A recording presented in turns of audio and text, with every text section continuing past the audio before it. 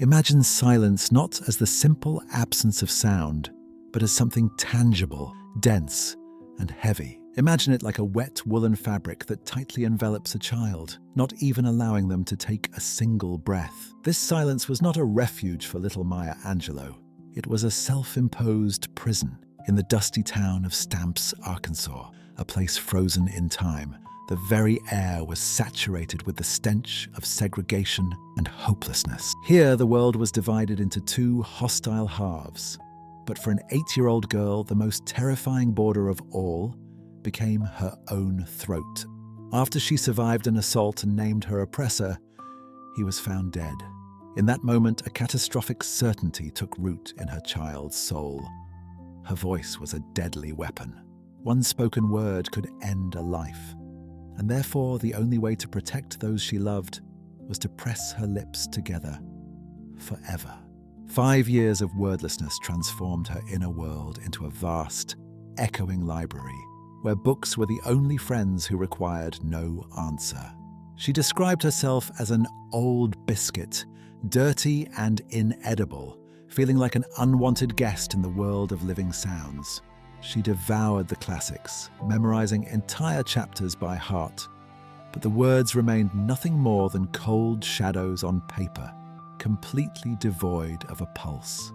It is here that we encounter the first great lesson that Maya would only fully grasp years later.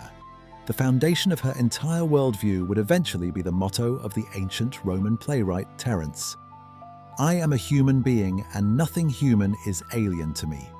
In that 5-year icy silence, she began to realize that within each of us are hidden all the possibilities of the world, from the greatest good to absolute evil. She chose silence so as not to let this evil out, not yet knowing that the true strength of a human being lies not in the suppression of their voice, but in the conscious choice to direct it toward creation. Behind the mask of indifference, a mind was growing that yearned to feel the vibration of life. She built her internal fortress through observation, learning to listen to the world with her skin and her eyes. This forced pause was not merely a trauma. It was a time of accumulating a colossal energy that was only waiting for a spark to turn that dead silence into a symphony. Salvation did not come from the depths of printed pages, but from the living presence of a woman who seemed to Maya like a being from another dimension. Almost a deity. Mrs. Bertha Flowers, a local aristocrat of the spirit, possessed a most rare gift. She knew how to notice within the silent child what others missed behind her outward moodiness. A hidden, pulsating mind. One day she invited Maya into her home, which was permeated through and through with the cozy scent of vanilla cookies and fresh lemonade. There, in the saving coolness of the living room, she issued a challenge that forever severed the umbilical cord of fear. "You do not love poetry, Maya, until you speak it aloud." Mrs. Flowers explained that words on paper are merely a dry herbarium, which requires the warmth of human breath to come alive. She taught the girl 3 fundamental lessons that shaped her as a thinker. First, never confuse formal literacy with genuine intelligence. She urged Maya to value the wisdom of those who had no opportunity to study but had come to know the very taste of life. Second, the voice is an instrument of meaning. Only a living voice is capable of filling words with deep shades and nuances. Third, be indulgent toward illiteracy, but remain uncompromising toward willful ignorance, toward the unwillingness to know and to understand. When the 13-year-old Maya, overcoming an age-old fear, began to read Dickens, she suddenly felt her own voice transforming into an instrument of incredible music. It was her first decisive step out of the cage. Her voice had returned not to bring death, but to heal life. It was then that Maya realized the concept of the rainbow in the clouds, those people who bring light into the darkest of periods. Poetry became for her an act of self-determination. She understood. We are not always in control of the events that happen to us, but we have the right to make the decision not to be reduced by them. This restoration of the gift of speech was the beginning of a storm that would soon carry her far beyond the borders of Arkansas and into a vast, surging world.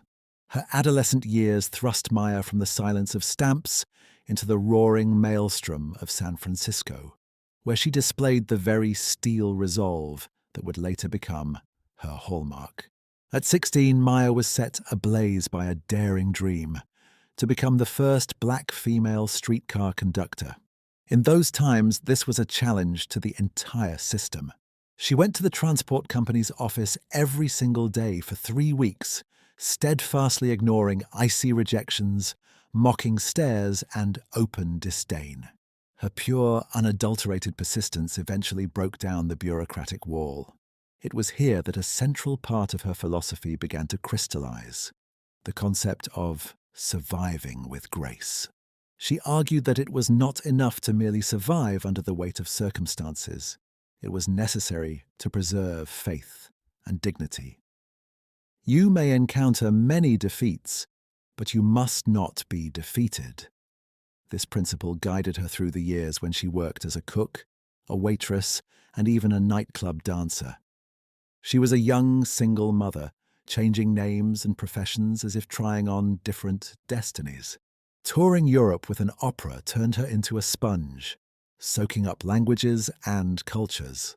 She realized that every experience, even the most painful or humiliating, is fuel. If one human is capable of great good or terrible evil, then those possibilities are embedded in everyone. Maya urged for the recognition of all the components of human nature within oneself in order to make a conscious choice. Her life during this period was proof that the human spirit is not something that breaks, but something that is tempered in struggle. She was no longer a caged bird afraid of her own voice. She was a free bird, learning to fly against an eternal headwind. She realized that her multifaceted nature was not a wandering, but a search for her own truth. Every city, every language, and every new role expanded her vision to the scale of a global family, preparing her for the most significant challenge in her nation's history. A true fire was ignited in her soul by the fierce winds of change of the 1960s. Maya ceased to be a mere observer of history. She became its very flesh and blood. Working shoulder to shoulder with the titans of the struggle for human dignity, she organized marches alongside Martin Luther King Jr. and engaged in deep, soulful conversations with Malcolm X.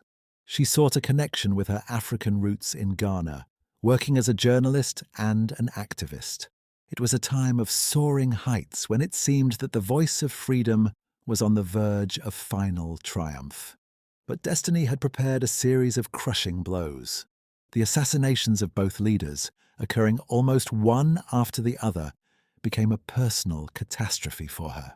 The passing of Martin Luther King Jr. was especially bitter. He was killed on the very day of her 40th birthday. Her personal celebration was forever transformed into a day of national mourning. This double tragedy plunged her once again into the depths of depression and that same childhood muteness. The world seemed to be mocking her, attempting to silence her forever by taking away the voices of those she looked up to. It felt as though this darkness would finally consume her. Here we encounter a profound philosophical conflict. How does one continue to speak when the greatest voices of the era are silenced by bullets? Maya returned once more to her reflections on Terence Afer. She understood that murderers and prophets are made from the same dough. If we recognize within ourselves the capacity for destruction, we can consciously choose creation. She realized that the caged bird sings not out of joy, but out of a longing for freedom, and her song had to become even louder in memory of those who had fallen silent. But for that song to ring out, she had to descend into the very hell of her own memories. She understood that there is no greater agony than bearing an untold story inside you. Her depression was not merely grief. It was a creative incubator where pain had to be transformed into the word. But for this to happen, One last, most daring challenge was required from those who believed in her. In a moment of ultimate despair, the great James Baldwin and editor Robert Loomis threw her a challenge that became a life raft. Loomis slyly remarked that it was practically impossible to write an autobiography that could be considered high literature rather than just a simple chronicle of events. Maya accepted this challenge like a final battle. She created her own unique, mystical writing ritual. She would rent an ascetic hotel room, remove all pictures from the walls, and in that ringing silence, armed only with yellow legal pads, a Bible and a bottle of sherry, she would descend into a trance. She relived, without anesthesia, the pain of her assault, the sticky humiliation of racism, and the weight of loneliness, transforming human truth into the high poetry of prose. She discovered a startling fact. I thought I was a writer who could teach, but I discovered that I am a teacher who can write. When censors attempted to ban her book, I Know Why the Caged Bird Sings, Maya did not back down. She knew that to hide the truth from children was to betray them. Adults often lie, pretending to be flawless, but Maya wrote so that every child would know, you are not a bad person. You are simply on a journey, and you have the power to rise. Her work became a powerful antidote to despair. She used the metaphor of the bird not only as an image of oppression, but as a symbol of defiance. The caged bird sings of things unknown, but longed for. It was a hymn of resilience. She taught that radical humanity requires the acknowledgement of all sides of our experience. If you do not tell your story yourself, others will tell it for you, and in their version, you may find yourself voiceless. Writing became a way for her to stretch her soul, allowing her to empathize with any human experience. She realized that her personal pain was the key to liberating millions of others who were locked in their own cages of fear and shame. That voice, finally tempered in the crucible of inhuman suffering, rang out across the entire planet on a frosty morning in 1993. Maya Angelou stood on the steps of the Capitol, majestic like history itself made flesh.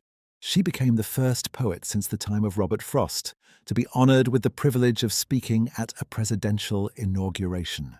Her poem, On the Pulse of Morning, was not a political slogan, it was a clarion call to the nation. She implored people to look their history in the face, no matter how painful it might be, and yet find the strength within themselves to lift their eyes toward a new day. The little girl who once covered her mouth in terror had become a great healer, whose whisper restored hope to millions, from Nelson Mandela to Tupac Shakur. Her life proved that the human spirit is that which still rises, like dust, like hope. Maya's central lesson is simple. We are not always in control of our circumstances, but we have the right to decide whether or not we allow them to reduce us. Courage is the most important of all the virtues, because without courage, you cannot practice any other virtue consistently.